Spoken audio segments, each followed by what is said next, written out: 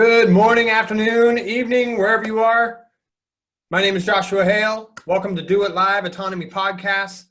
Really excited to be here tonight. We just kicked off Lecture 2 last night. We're in the second week of Autonomy Season 3. And today I'm joined by Agnieszka. Thank you for being here. You got your video on. And I hope others will join back in as we progress.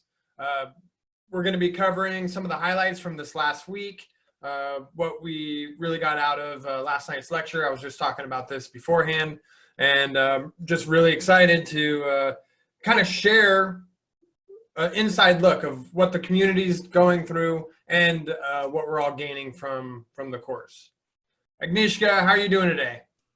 I'm doing great. How are you doing? We were just rushing back from the park to make it here on time. That's exactly what I did. We have a golf course next door, and we like traverse the whole thing. It's huge. It goes on for felt like a mile and a half. Like, it's so ridiculous. I don't golf, but it was beautiful land, all curated, and got back and realized what time it was and scrambled some food down my throat, and here I am. So we're literally doing it live. I haven't taken any notes. I haven't done anything to prepare for this. And so we're just going to have a nice organic conversation. And you know what the awesome discovery from the park was today? That the water is almost warm enough to swim in. What? 2 more weeks and we can swim. You're in the same elevation as me, so your legs are probably getting... That's why I'm confused right now, because maybe we have two different levels. I stuck my hand in the lake, and then I asked the dude with the paddleboard, I'm like, how warm is the water? And he's like, 2 more weeks, you can swim. In a pond, a small pond, a lake, or you're on the beach? The lake. Okay. Dang. Not the beach. No, the water in the Pacific is never warm enough. No, it's never going to be warm enough. Not up here. But I grew up in the Pacific Northwest, and man, I remember like a couple times in the dead of summer going to the beach and going swimming. But for the most part, yeah, I don't even put my feet in the water around. This ocean is not that great for swimming. No. I mean, it's good for other things, like seals and whales. Mm-hmm. I went down, I lived in the Caribbean for almost a year and fell in love with warm water. And yeah, got pretty... Oh, so you couldn't swim in 2 weeks, even if you wanted to. You'd have to wait like 4 weeks. Okay, and... 2 years ago, I would have said hell no, but I've been practicing Wim Hof for a year now, so I can do it. I know I can do it. So you could swim across a lake with me? Yeah, I know I can do it. I wouldn't like it, but wouldn't like it. I'd like it afterwards. I'd like it afterwards after I got out. That's for sure. All right. Well, this week, man, we covered a lot. We were just talking about Lecture 2 last night, and I'd love to hear, even with some people that are on the call, what are some of the big takeaways you got from that? But before then, let's see, last Sunday we had question and answer, our first question and answer, and I really got a lot out of it from learning about the Season 3 people just coming on, asking questions. The topics go all over the place, from like tragedy and hope topics, global politics, to just asking some simple questions about how do you get involved in this community. So, but doesn't seem like anybody from Season 3's joined us today. I called them out too a half hour ago, and maybe they should all be busy doing their homework. There's Matt. They don't have time to play. Yeah. We just called for someone from Season 3, and Matt shows up in the chat in the Zoom call. Matt. Hi, Matt. Do you want to unmute your video? Feel free to join us. My hair's not done. What did you say? Your hair's not done? Yeah. Well, Matt, this was your first full week in autonomy, or you joined midweek last week? No, I've been here since the beginning. I actually registered the same day as the first lecture. Awesome, perfect. Yeah. Okay, tell us a little bit about your first week. You got to see 2 lectures now, and What did you think? Oh, it's been great. You know, I'm trying to put myself out there as early as possible so people can get used to me. I've actually been following you guys like in the weeks leading up to my registration, so I know a bit about you guys. So it's a bit weird because you guys are kind of like mini celebrities to me because you got so much content out there, and yeah, no, it's been great. I'm looking forward to the rest of the season, but yeah, it's a lot of information to get my head around during these lectures. Yeah, yeah. What did you think about last night? Like, where were you? I know you're kind of coming out of the shell, right? So Yeah, last night, was that kind of jumping in the deep end, kind of seeing the mechanisms of schooling? to be honest with you, I've been following Richard's work for like 7 or 8 years. Nice. So a lot of it I've come across before. And for example, I've got that book by John Taylor Gatto. It's on my shelf here. But you forget about it, you know, because it was a couple of years ago. But just to be reminded of those things, especially during these times, you know, like I mentioned the other day during the town hall meeting, like my mom's a school teacher, and she's saying that she's not able to do her job anymore because she has everything dictated to her, right? So she can't teach the kids the way she wants to. There is a curriculum that's mandated, and she kind of has to just toe the line. Now she's thinking of giving up her job possibly in the near future because she's basically just a babysitter these days. And she But can't hang do on, it. her job is to be a teacher. She doesn't have to be under the auspices of the school system to be a teacher. She can just strike out on her own and be a teacher and teach whatever she wants to teach and just find the people that need learning. Yeah, but where do you go? Well, You know, you live finish in, autonomy, and like after 12 weeks, you tell me where you go. I'm going to call you. I'm going to ask you that 12 weeks from now. yeah, but you're talking about somebody who's been in their career for like over 20 years. Built an And identity with it, yeah, and doesn't know of alternatives, right? I don't know. My oil and gas career was like 15 years. yeah. I left. Didn't look back. I don't know if it was Yeah, a but you career. got to understand, these are mostly people who they go to work and they do their best. They're not familiar with how the systems work and how everything's structured and planned, and you know, because they're too busy doing their jobs. And so it's up to us to kind of inform those people. And it's only when things are really bad do they realize, you know, hey, there's something more to this. Yeah. Well, anything really jump out at you last night that, even being familiar with what kind of system we're existing in? Yeah, what Richard said about literacy is slavery. That's kind of counterintuitive because you'd think like being literate, it'd be the opposite.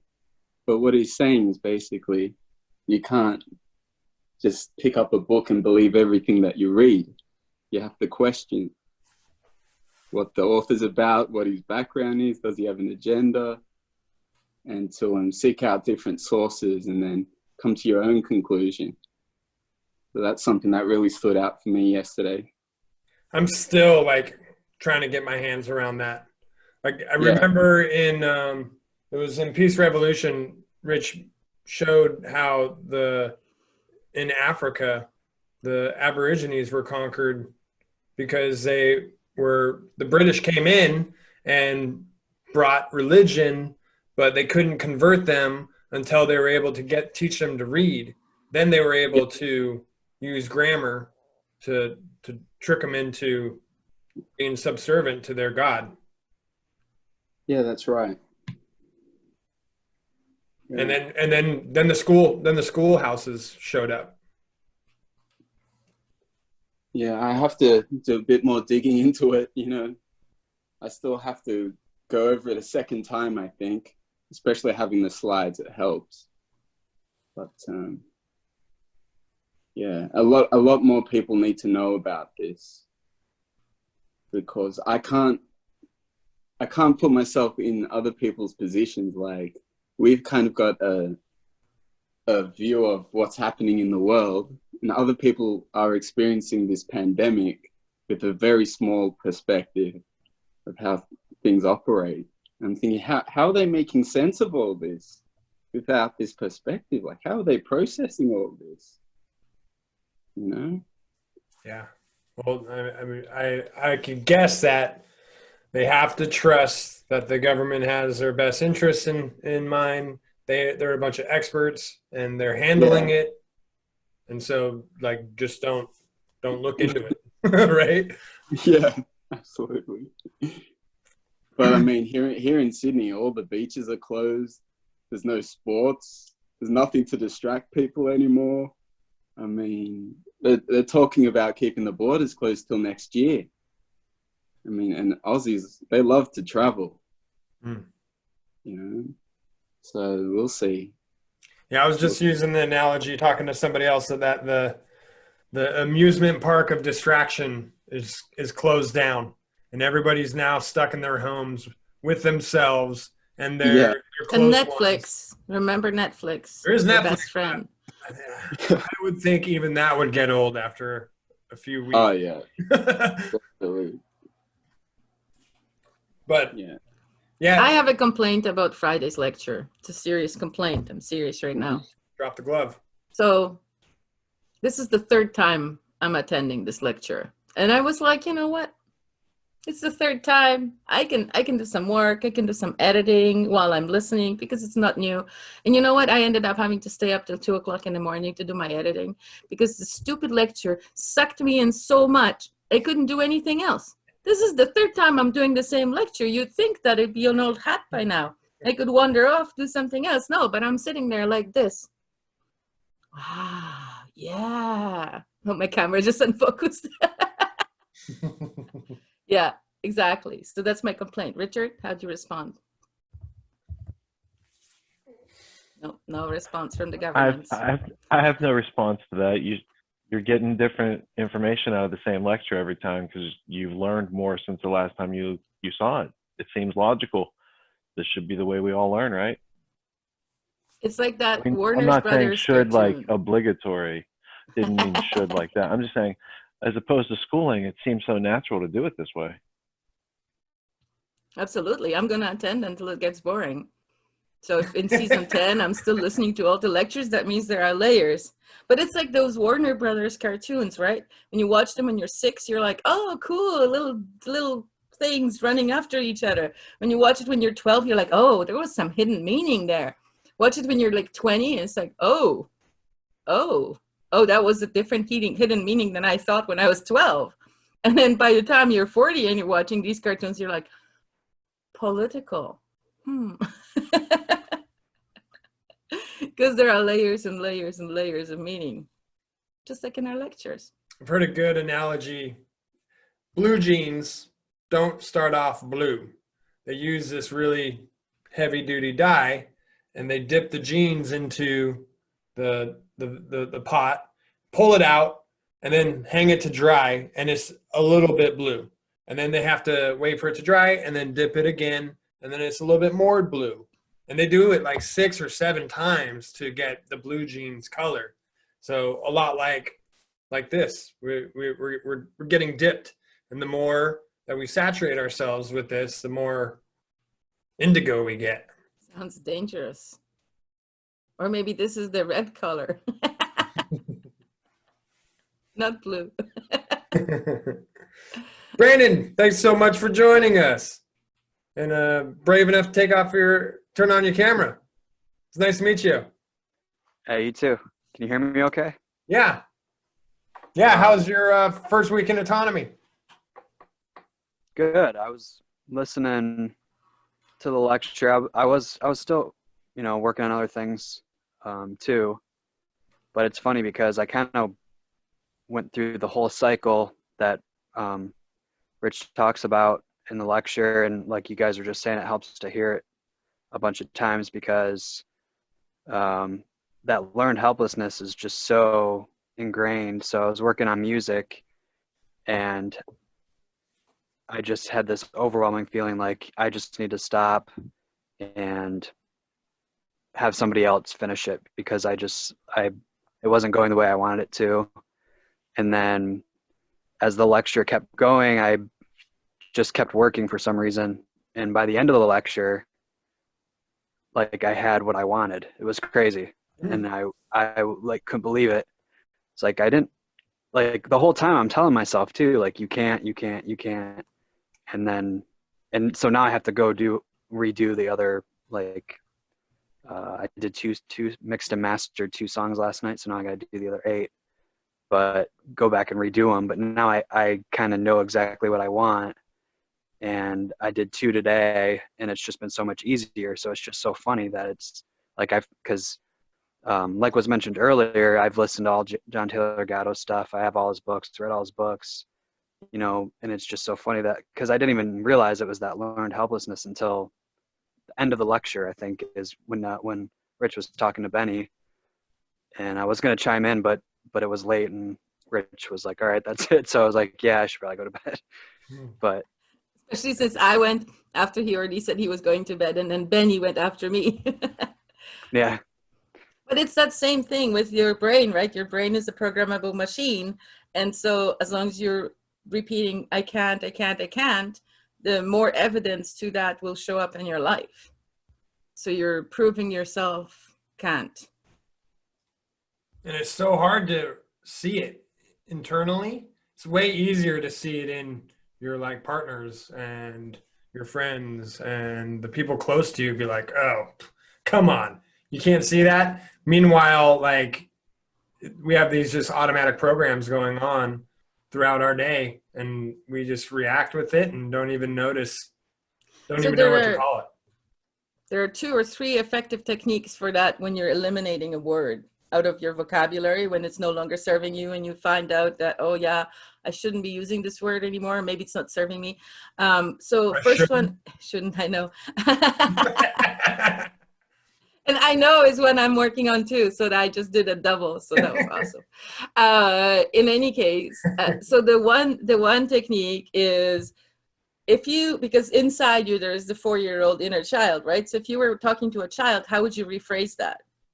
Like, if a child was like, oh, I can't do it, what would you say to them? Would you say, oh yeah, you can't do it, you better let somebody else finish it off? Or would you say, okay? So that's one, right? The second one is just, well, the second one is Pavlovian, really, because you can grab an elastic, put it around your wrist, and every time you say the word can't, you just like snap it on that really tender spot right here. And then after a while, you're not going to say the word can't, like, your brain's going to give you other words. But what could you say to yourself, Brandon, last night when you said the word can't and it didn't serve you? How would you phrase it differently? Well, I wasn't, that's the thing, is like, I've noticed the change in me, that even though I'm telling myself I can't, I'm still like kind of pushing forward with it. So I've been working on these songs for a year now, 10 songs. And my whole goal was to do everything myself at home. And throughout the whole process, like every single time something went wrong, that voice started happening, I should just go record at the studio like I did last time. Like, I can't do this by myself. I can't do this and do it. But I just kept going, and eventually, like, here I am, and I'm almost done, and I'm like really happy with it, So Nice. I think if this had been maybe like 2 or 3 years ago, I probably would have stopped, or like, I wouldn't be where I'm at right now. I'd be like halfway done with it. So I've noticed that, yeah, even though I'm telling myself I can't, it's affecting me less, I guess, maybe. But still, you're programming your brain. So there may be a more effective way of doing it. Yeah. Awesome. Well, good insight, and glad to hear you created a masterpiece. Oh, well, we'll see. I'll definitely share it. Awesome. Yeah. What genre is it? It's like probably grungy, punk, grunge, rock. Sweet. Yeah. Sweet. Next thing you know, Joshua will be playing it in his DJ gigs. For the autonomy it. graduation party. Oh yeah, are your DJ gigs all canceled these days, I suppose? Yeah, I did test out a Facebook Live DJ set 2 weeks ago, and it worked. Had people like dancing in their living rooms on Zoom, and then In I was pajamas. broadcasting on Facebook. I wasn't happy with the sound quality, but you know, in a pandemic, you gotta make some hard hard decisions and cuts in your life. Yep. Thomas, dude, how you doing, man? I haven't seen you since I seen you in person. And how you holding up these days? Doing pretty good, I think. Can you hear me okay? Yeah, you're a little Okay, good. You're a little crackly. Okay, here we go. All right, how about this? Is that better? No, but No. All right. Well, let's see. in the true spirit of Do It Live. Is it annoying here a little? No, that sounds even better actually. Yeah, that's the little microphone here. Okay. I am about halfway through week 1, which is my takeaway for that was was it David Allen, the guy from the interview? There was Richard interviewed the guy getting things done. Yeah. And my takeaway from Richard's lecture was basically just preparing yourself for change, to take on a new perspective. And I watched the interview with what I think is a man named David Allen. He was very, even though his name is not memorable, his take was very memorable. And so I got like 10 Home Depot storage bins, those black and with the yellow lid. They're like 4 feet long. And I've never done this in my life. I'm in my 40s and I just have everything ripped out of everywhere. It's my whole You made a big pile? You made a big pile and you're sorting it? It's different piles. It's piles of bins and it's piles next to bins, and there's footpaths and things are slowly making their way. And then there's a lot of trash bags that are accumulating outside. And so it's chaotic, but there's progress. Wow. So it's, I didn't really know how long that would take because I had no experience doing it. And it's tough, but I used to be a mover and I love moving other people's stuff because I had no emotional attachment to it. But, when it's your stuff, it's like everything potentially something. And, everything you just touch it and it's this magical, it's imbued with this memory of what it should be or could be. So, but yeah, you know what? I've kept up at it, and it's going well. I really like the speech last night of the lecture. I don't. Before we move on, what's your process for keeping something or letting it go? I don't have my final process yet. I'm in the first stage, which is just physically pulling it all out. Some of it seems to be an obvious, like this is junk in the context of the pile of things. It's like, all right, I have so many, I have all these things and this has been around forever. And so I haven't gotten to the very end yet, but I have a feeling if I just keep going through with finer filters, we'll see. Obviously, none of it's stuff that I'm going to die if I do without, because it's just, it's been hiding out. And a lot of it is attached to great inspirations and ideas. And I got tons of things that I've half started. It's some, like, I don't know, like the American Bathhouse. I don't know if I told you about that. The Great American Bathhouse. I've driven all over, most of the country, collecting rocks and different things from different places that are significant in a lot of the good and the bad of American history. Like there's I don't know, graveyards where, I don't know, Wild Bill Hickok shot somebody and they're buried there. A lot of it's kind of dark, but it's kind of like I don't know, it's like a history trip that dwells on the good and the bad. And it was just, I don't know, it was kind of a theme that developed when I was driving around the country.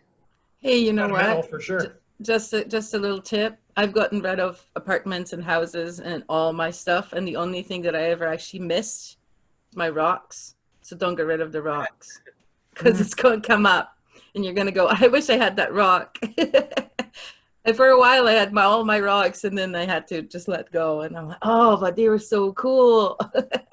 This is like hundreds of rocks, but I own my own property, so. There's nothing wrong with hundreds of rocks. And have you seen that Marie Kondo show? It's on Netflix, so you know. The Asian gal, I was about to bring her up. She's good. Yeah, because that helped me with my piles. So it was. Is this a Japanese If woman? it brings you joy, The Japanese woman, yeah. if it brings you joy, keep it. If it doesn't bring you joy, let that shit go. But she also does other stuff. Sorry, Thomas. I just want to really quickly say she sits in the middle of the room and like connects with the room, and then she's like, "Okay, we're going to do this, and we're going to do this together. The house is going to help me, right?" And it is just setting up the psychological area stage for the purging, right? I think that It's worth watching one episode of that, just because. Yeah, she gives you that method that you're looking for, Thomas. 3 episodes, I would say, Thomas. 3 episodes, because in the first 3 she covers a few different topics. Yeah, but the people get annoying. Well, for me, historically, how I've related to something like that, the Japanese would not have been a good place to start. You know, like that, they are the problem. I would consider them to be like the ones who have that mastered. You know, like, you know, I only own 10 things, and Oh, but she works with Americans, not Japanese people. yeah. well, And she has a translator. It's super cute. oh, really? Yeah, Yeah. it's super cute. But man, that's a huge undertaking. I remember going through that when I first came across getting things done, and afterwards, man, the feeling is fantastic. I mean, it's just a natural occurrence that shit builds up, and unless you are consciously having a method to handle that, man, I see other people's house sometimes. Like you can't even fit through the front door. Yeah, you know, I mean, it's true. It's the emotional attachment you get to this stuff. It's bad. You know, it's like I wouldn't consider myself a pack rat. It's just, you know, my cabin is pretty small, and it's, you know, it's like I live here all the time and I own it, so there's no real need to have. There hasn't been anything really like, been no fire under my ass to really change, you know. You're a bachelor, right? So you don't have anyone screaming at you to clean up after yourself? Yeah, exactly. So.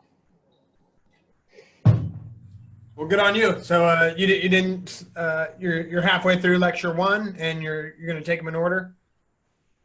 Well, I'm going to continue with that. I'm still going to watch the videos. Yeah, are you busy Friday nights? Is that slide into your work schedule? I had this last one off. I'm going to work, as of right now, I'm scheduled to work this coming Friday night. Gotcha. Yeah. Can you listen at work? I could, yeah. I probably could. Live. I'd have to. I don't know if you know this. I work on a ferry boat in the San Juan Islands. Oh, cool. So you're like really close to me. Right. Yeah. You Yeah. guys should probably look at each other. Yeah, we probably do. I'm in Victoria, and I'm in Langford. Oh, Langford. Okay. Thomas is on Lummi Island. Oh yeah. Which island?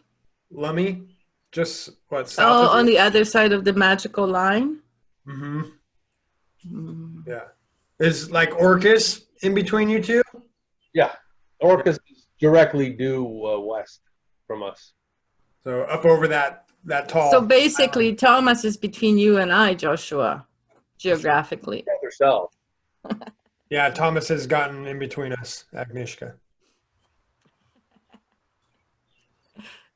Oh, Thomas, I bet you could listen live. That'd be awesome. Every time I go to the beach, I wave at you guys. I see those Mount Baker mountains, and I just. You go, right, to your beach, yeah. So you're on My East. beach. Okay.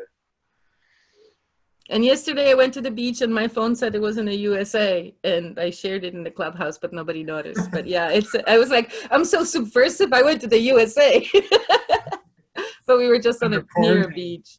And No, you get a phone. You could get a huge phone bill just from being accidentally. I think it's different now, where they ask you, like, you know, you are technically in Canada. You want to actually keep sending expensive texts or whatever. and I think it's very common. My mom said that it used to happen all the time. Every time they went to the beach, they would pick up the American AT&T or whatever. But I don't think they charge you for it because it happens every time. The phone cards. No, like on the phone, like it actually said, "Welcome to the USA" or whatever. Yeah.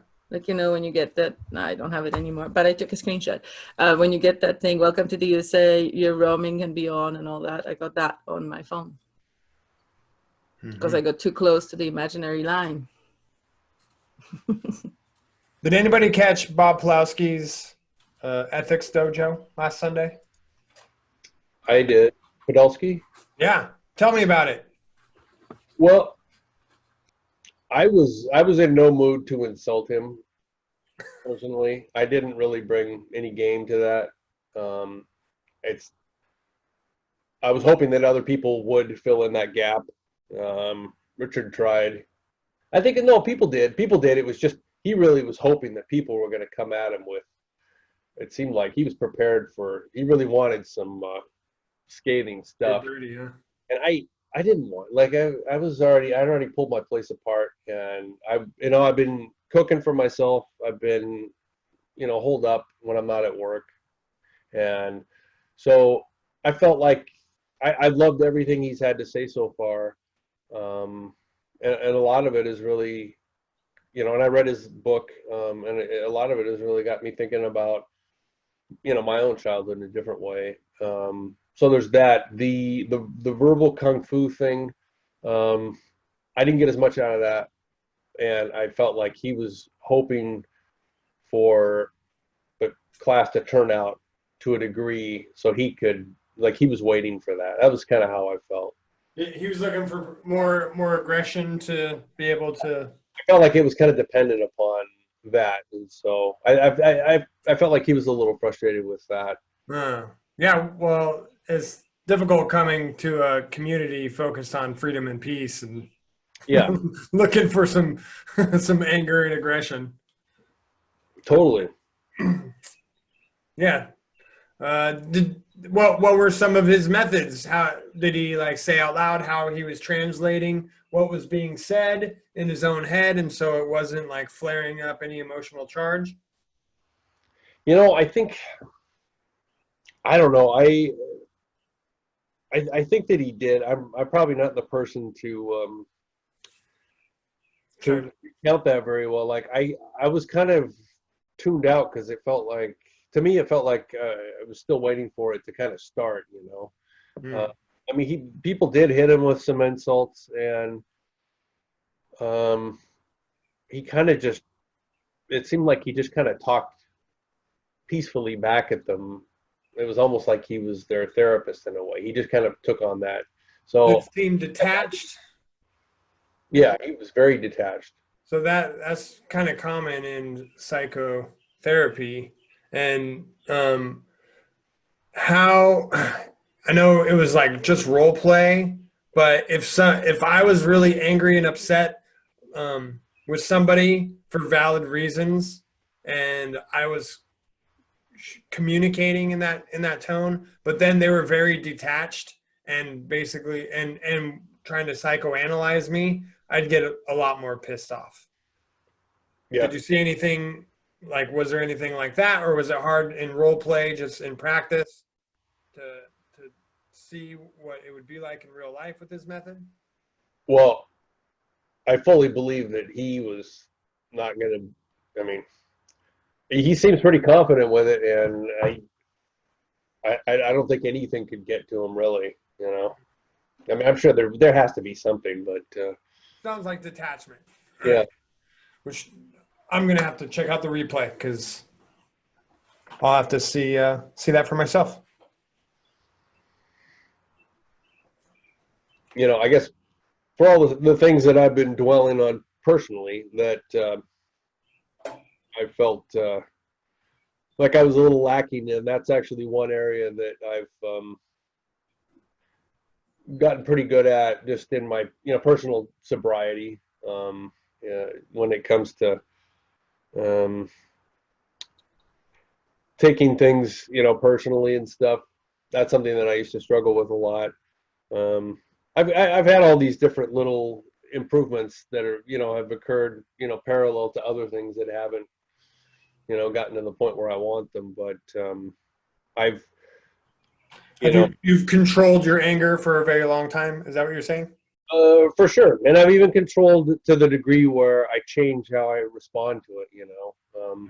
I've learned a lot of different little wonderfully helpful stupid jingo single sentence phrases over the years that really have done me a lot of good, and I was never the kind of person. I was an extremely hopelessly overly analytical type person before, and when it came to my personal drinking problem, it didn't do me any good at all. It was a huge hindrance.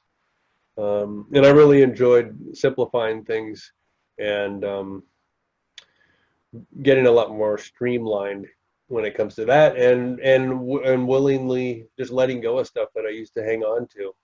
I used to think that all outcomes really were attached somehow or ran through me, and then the reward for that, carrying the weight of the world, is to get drunk for 8 hours every night.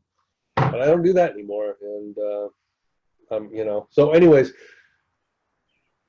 since this is not about me, it's about Bob, I did go into that exercise hoping to learn something new, and maybe I did, but it was something that I had already personally had experience with, dealing with that kind of thing, just in a different way. But I really like Bob. I like his approach, even though it was kind of weird. I think the one thing, and I kind of wish I'd asked him this, the one thing that I was, he was all from the nurture aspect, and there was no, it's typically there's there's kind of a yin yang, nature versus nurture, when it comes to people's development.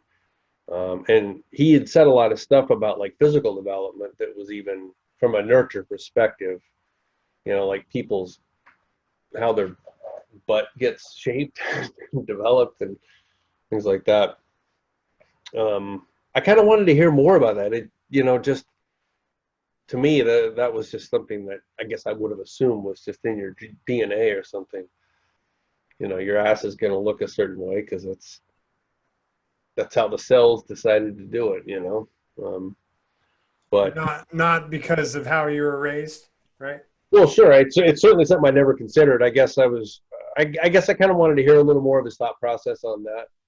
But well, you're in luck, my dear, because I happen to be master therapist in psychosomatic therapy, where we analyze exactly why an ass would be this shape or that, and what thought patterns bring that on, and how that works. So you can hit me up for information on that. And there will be some psychosomatic therapy in next week's Raising Excellence, Love versus Fear, but not a lot. It's more psychological. But yeah, I can talk to you about asses if you want, Thomas. That's why I'm here. Or any other body part you choose.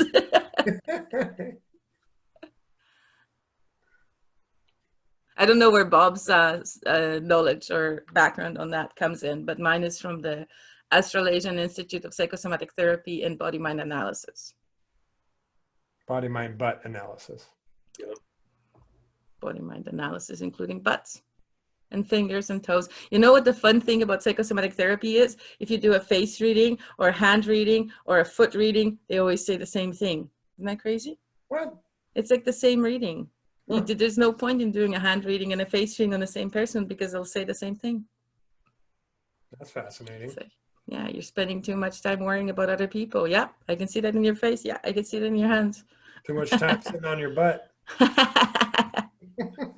Well, the butt is not from sitting. Like, I know I've seen the sitting butt thing from offices, like working in a government office and stuff. They have those big splayed out butts, but that's not the issue with those butts, because a butt is all about how, like, it's your base chakra. So it's your safety, security, comfort in the world. And when somebody has like a little globular butt, they don't feel very safe or secure. So they need to have a lot of padding to feel safe. Wow. All right. But this is not a Yeah, tell lecture us- on psychosomatic therapy. Tell us more about Rising Excellence this last week. You guys knocked out three episodes. We did 3 episodes of Trauma led by Willow. It was very good. She's a very, very, very smart girl. And some stuff that comes out of her mouth is amazing, right? She has a lot of knowledge. And I know that it comes from also personal experience, but also from deep, deep analysis of her clients and just how to deal with trauma, how to overcome trauma, how to recognize trauma. What's the thing that traumatizes people is very interesting. So we did that for 3 days last week, and then inspired by one of the times we were talking, I think it was a lecture maybe, or something. We were talking in town hall. That's what it was. I was inspired to do the love versus fear one because somebody was particularly fearful or talking about feeling fearful. And so that's a talk I've done before, but we're going to do it as 3 practical elements this time with actual exercises and stuff. So that should be fun. So that's coming up? Coming up this week, Monday, Wednesday, and Thursday at 7:30 p.m. Eastern. Nice. So, and we're broadcasting simultaneously live on YouTube, Periscope, which is Twitter, and Facebook. Excellent. Well, I look forward to catching those. Cool. In the coming weeks, I'm just going to let you know now, there's going to be a lot of students coming up with presentations. There's so many talents and skills already coming to Autonomy that once they get a platform and their voice and then the technicals of how to do this and how to do a podcast and how to screen share, once you get all that figured out, there's a lot of great people with a lot of great things to say. And man, by the end of last season, every night of the week had some special event going on, and we were able to capture all that content. We put it in the Autonomy Extras section that becomes available after you graduate, and I'd expect nothing less this season. Well, and all of us season 1 and season 2 people are still here doing special projects. So Right. Yeah. there are projects and projects. Speaking of which, one of my projects, Autonomy Unlimited, this last week we did some training, some advanced training on the course that we invested in. We are getting some high-end marketing tools and methods to be able to implement for Autonomy and for our clients, and it's really exciting. Our team's growing. We've had more apprentices join this last week. So we have 4 or 5 team captains kind of in charge of their departments. And now we're getting them with support from apprentices working on projects. We got so much cool stuff on the way. Just to tell you here, keep it between you and me. We got a new lead generation magnet being worked on by multiple people. Kara is the copywriting team captain. She is having several people support the writing of this lead magnet. I have Tori doing the design of the internal graphics and design of the lead magnet. It's going to look really, really sharp. Agnieszka, I think I might still hit you up for a cover to seal it all in. And then we have, yeah, these really kick-ass new marketing methods to be able to put the lead magnet right where somebody will see it and immediately see the value and happily trade their email for that value. And honestly, this has been a missing component in our marketing, because we've been running ads so people become aware of autonomy. We just dropped a good chunk of change in the last month or so, and had 50,000 people see our autonomy ads.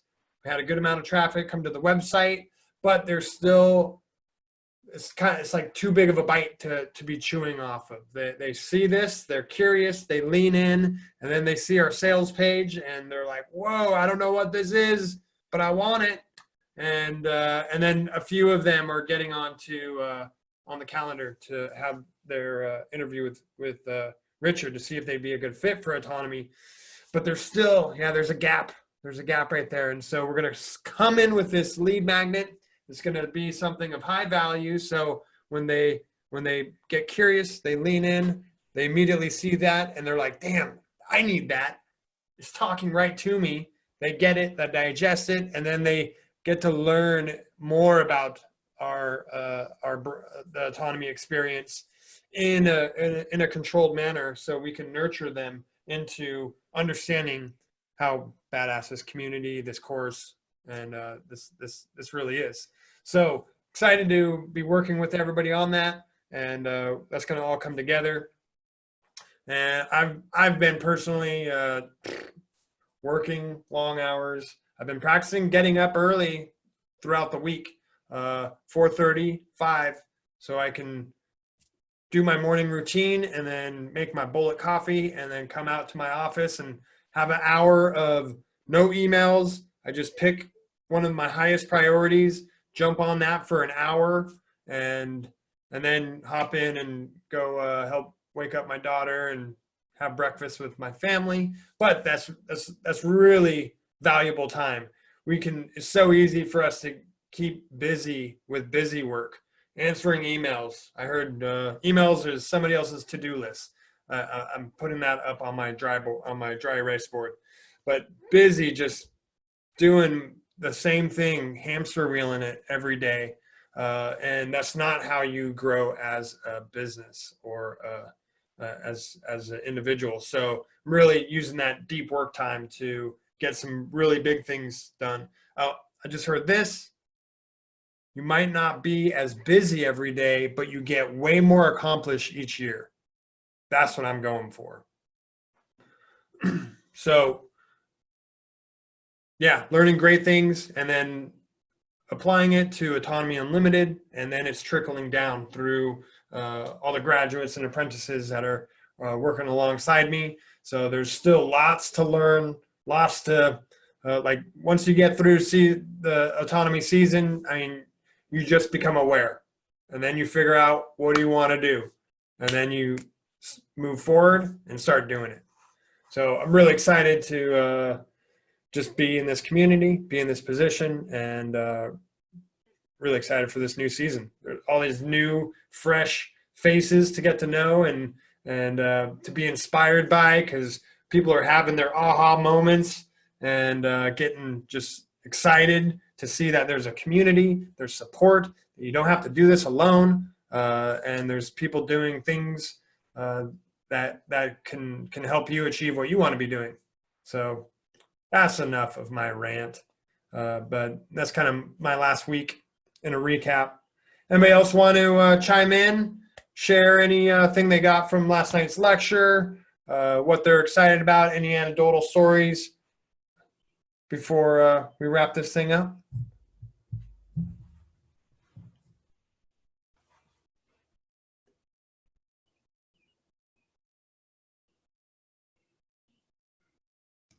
I was sure that Scott would pipe up now, but he's being quiet.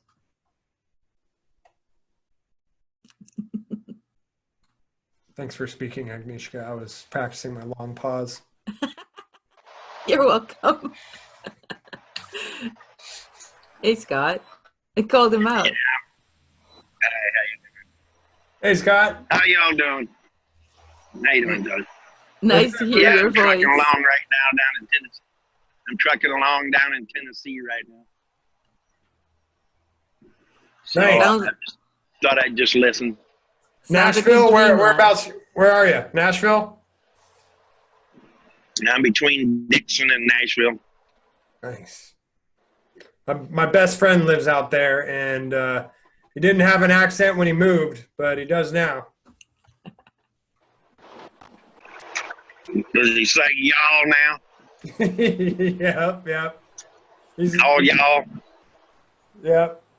But I went and visit him, and he said, like, people will like flip you off. No, he said, no, it's okay to pull out in front of somebody so long as you wave. You have to like wave. You can be a dick on the road, but if you wave, everything's cool. Is that right? There you go. That just depends on what area you're in. But gotta give them a little wave. Yeah, Thank you. Yeah, Or excuse me, keep your- and or thank you. But yeah. not like the way Eric does it, because Eric will actually be a dick on the road, and then he like.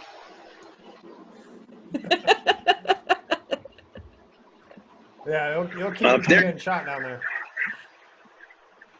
If the other party's What's being that? the dick, then if the other party's being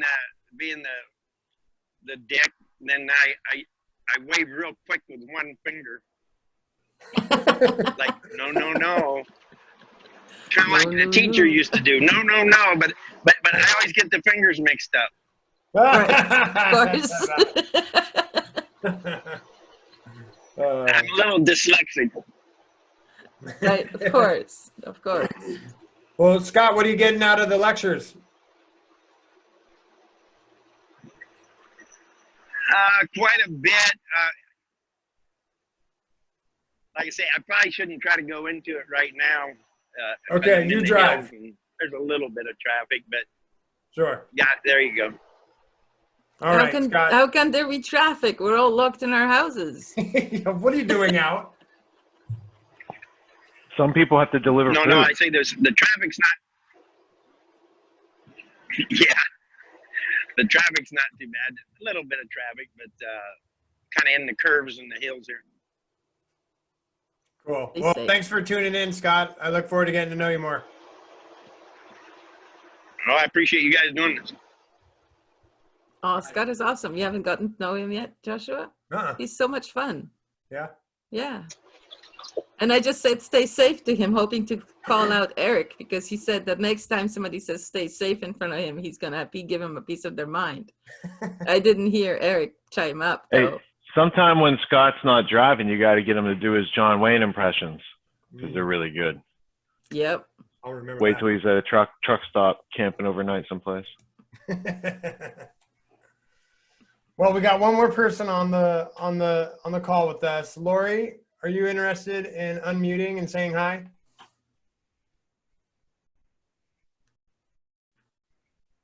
She's just going to go right on pretending she didn't hear you.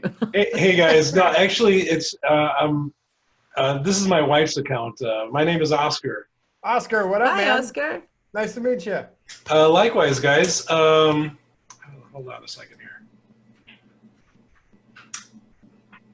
If he turns on video, he's got to play guitar. He turns on video where no, he's not Lori. Yeah. Oscar, where are you calling from? We're just outside of Chicago. Nice. Cool. And yeah, I haven't met you yet. Hi. There's Lori. Lori. Hi, Lori.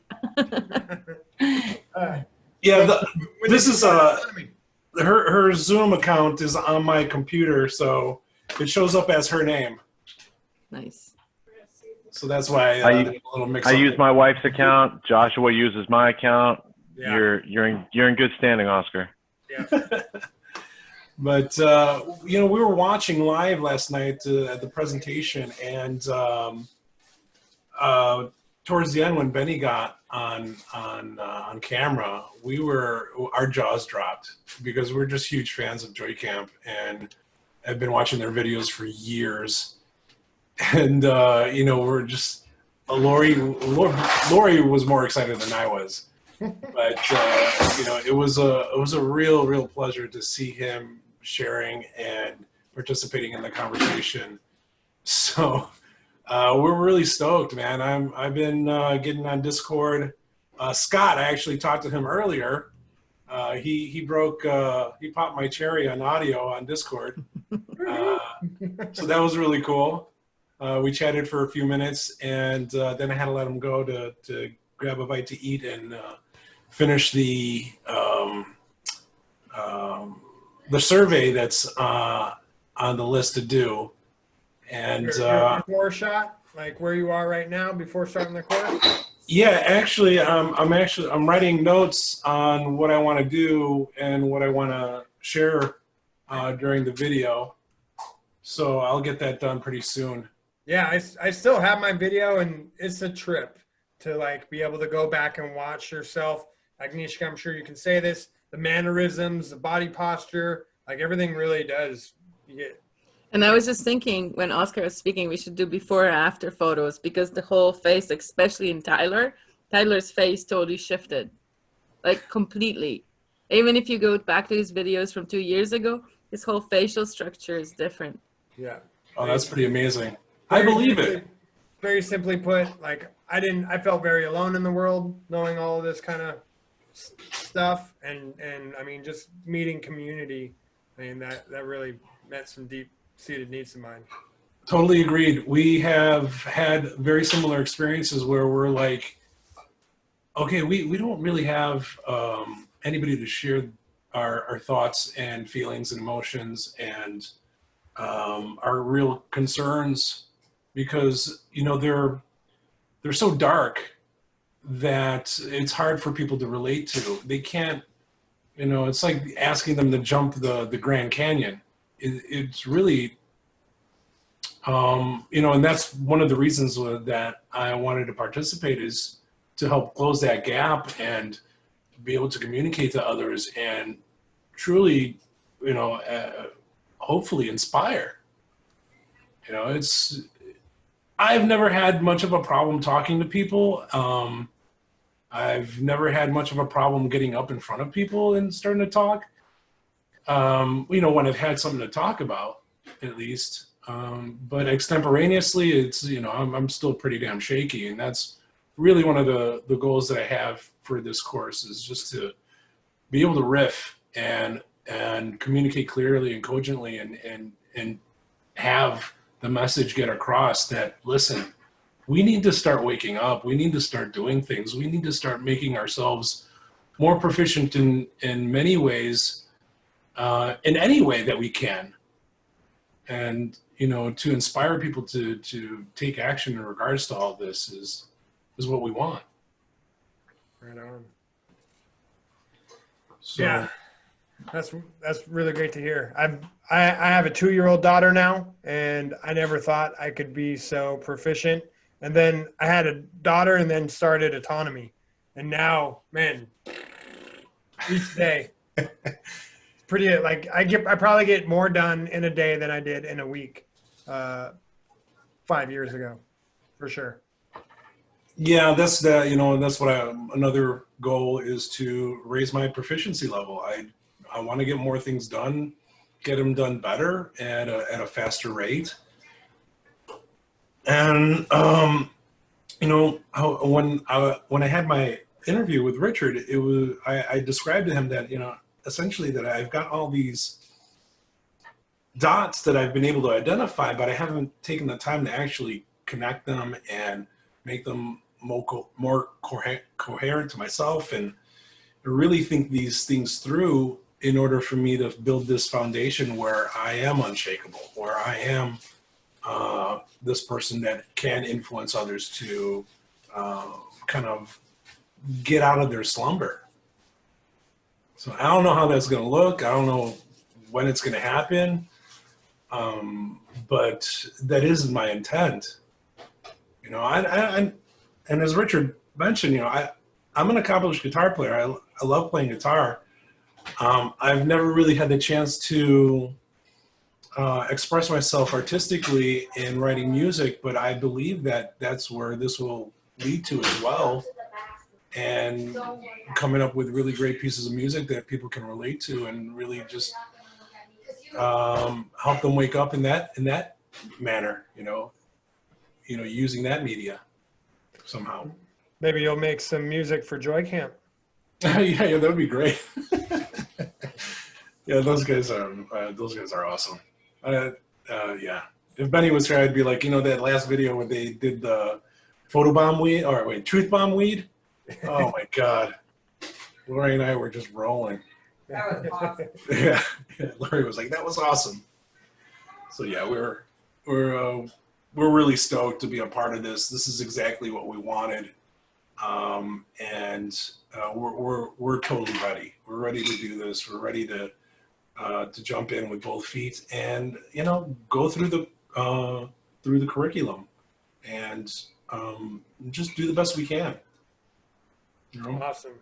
Oscar, yeah, really nice to meet you. Glad you're here. The dojo is going to be opening up here shortly, and I think you're going to really enjoy that because that's where the rubber meets the road. And I mean, there's going to be basically someone to practice with at any time of day or night.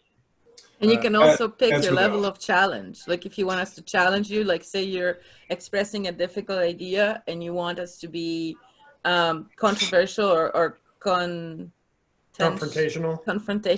Yeah. Thank you. that is awesome. Right. That being able to volley and engage and make people think. It isn't so much about being right. It's about getting that idea across where it gives them pause. And that pause, that moment of, that's all I'm looking for, right? That's basically the main thing that we really want, just to give them pause and really consider that their beliefs that they've held for so long are not matching up to the reality that they've thought they had.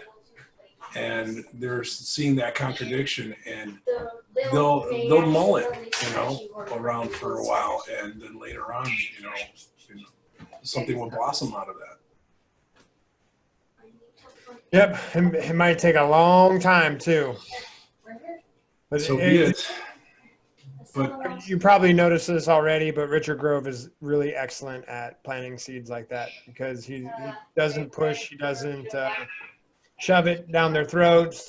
He really just teaches us to ask questions. That's the best thing we can do is just keep asking questions because before you know it, they're leading themselves to answering those questions. Yeah. And watch out for those lectures because they suck you in, and don't make any fucking plans. It's funny. Lori and I were talking about, I came up with this idea where we should start getting in the habit of taking, our Friday nights or a Saturday night and just talking about these ideas that we've been learning about for so long and engaging in a discussion, at least between ourselves, and testing them out. And kind of the idea was to have a book club type of format. And lo and behold, season 3 started, and I was like, you know what, we really got to look into this. We really got to make this happen, see what we can do, and Richard helped us out greatly. And we're going to have our 19-year-old daughter participating here, and she's also enrolled as well.